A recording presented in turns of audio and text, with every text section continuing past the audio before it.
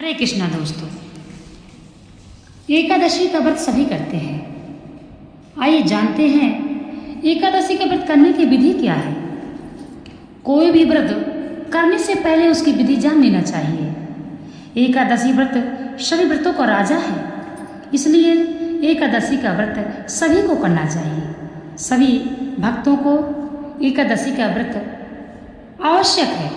आइए जानते हैं एकादशी व्रत की क्या विधि है और हमें एकादशी के व्रत में किन किन नियमों का पालन करना चाहिए। दशमी के दिन भी सायंकाल भोजन ना करें।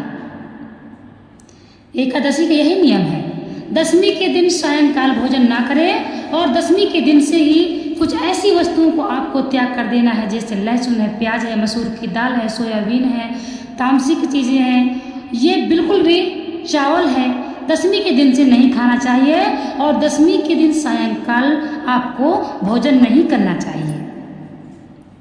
दांतों के मध्य अन्न का कोई भी रेशा न रह पाए। दशमी के दिन ही अपने दांतों को साफ कर लीजिए। अन्न का कोई भी टुकड़ा आपके दांतों में भी फंसा नहीं रहना चाहिए। इस प्रकार दंत मंजन करें, वो भी दशमी के दिन। रात्रि में आप मुख को शुद्ध करके बिल्कुल सोएं। इसके पश्चात एकादशी के दिन सूर्योदय से पूर्व ही उठकर शौचादि क्रिया से निवृत्त हो स्नान आदि करने से पूर्व नमक मिले मंजन से अपने दांतों को शुद्ध ना करें। आप समझिए, इसमें बहुत से लोग क्या करते हैं, एकादशी के दिन कोलगेट है, मंजन है, कुछ भी कर लेते हैं, परंतु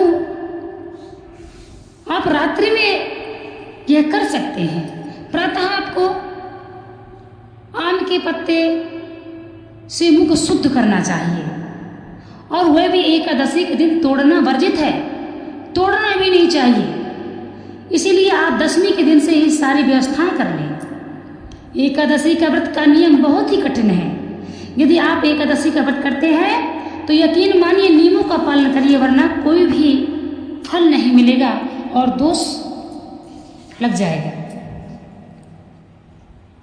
शरीर पर गोपी चंदन लगाकर जल तीर्थ का आवाहन कर स्नान करें। तेल साबुन आदि का प्रयोग ना करें। अब एकादशी के दिन यदि आप एकादशी का व्रत भी करते हैं और वस्त्र भी धुलते हैं, साबुन निर्मा का प्रयोग भी करते हैं, यह बिल्कुल साक्षात मना किया गया है। जिस प्रकार से बृहस्पतिवार के दिन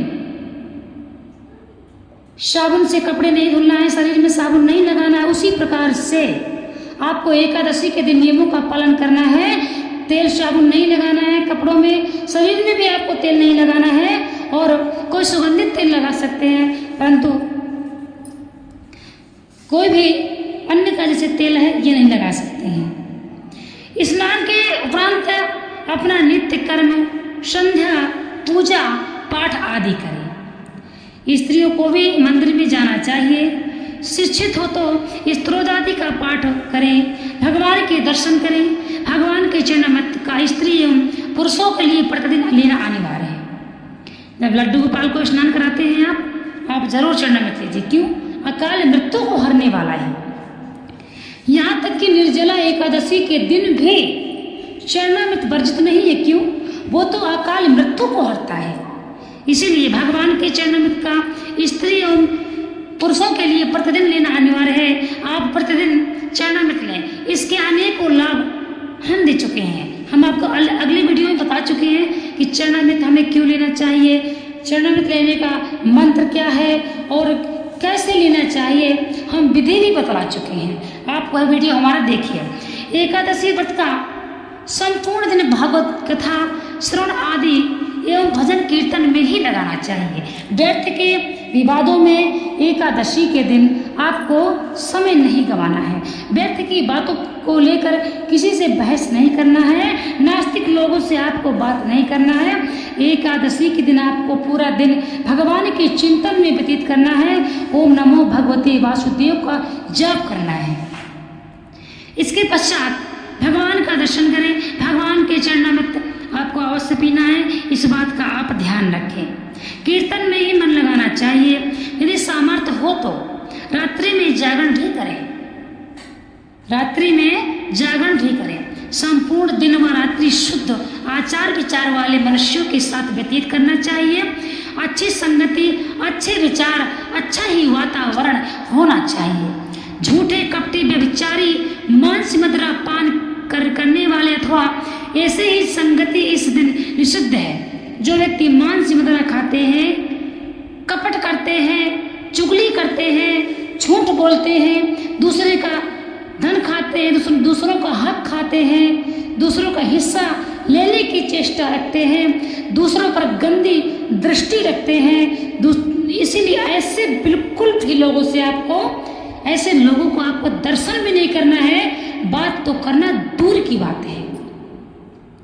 और सबसे जो बड़ी बात है, देखिए एकादशी का दिन विशेषकर आप भगवान के बिल्कुल संपर्क में आपको रहना है। भगवान के नाम का चिंतन करें। ओम नमो भगवते वासुदेव का जब आप करेंगे, आपका वैसे भी मन जहाँ तक हो ऐसे लोगों से बचना चाहिए। ऐसे लोग समाज के लिए कलंक होते हैं। यह लोग ओला की संज्ञा में आते हैं। जैसे ओला दूसरों को अहित करने के पश्चात स्वयं भी गल जाता है, उसी प्रकार ऐसे लोग भी दूसरों को नष्ट कर स्वयं भी पतन के गर्त में चले जाते हैं। उपासना वाले दिन शास्त्रों के मतानुसार दिन में स्नान नहीं करना चाहिए। कोई भी आपका व्रत हो, चाहे एकादशी हो, चाहे अन्य कोई व्रत हो, उस दिन आपको दिन में नहीं सोना चाहिए। यह आपको समझने का विषय है। मात्र एक दिन का राशन बचाकर आत्मशुद्धि का ही नाम उपवास है, समझिएगा। किंतु इतना करने के पश्चात पापमय अथवा समाज में शोभित न होने वाले वातावरण से दूर रहकर गुणवान व्यक्तियों का सत्संग, भागवत भजन में लिप्त रहना तथा पूर्ण विराम शुद्धि का ही नाम उपवास है। अब समझने का विषय यही है कि जितनी भी माताएं, बहनें, भाई बंधु एकादशी का व्रत करते हैं, उनको कठिन से कठिन नियम करना चाहिए। मानो तो कठिन है, ना मानो तो सरल है। और भगवान की भक्ति कठिन नहीं है, सिर्फ आपका भाव होना चाहिए, आपका भगवान से प्रेम होना चाहिए।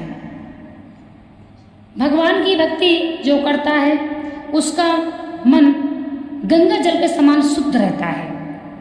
जो भगवान की भक्ति करता है उन्हीं का आपका संग करना है। जैसे लोगों के साथ रहोगे वैसे ही आपकी बुद्धि हो जाएगी।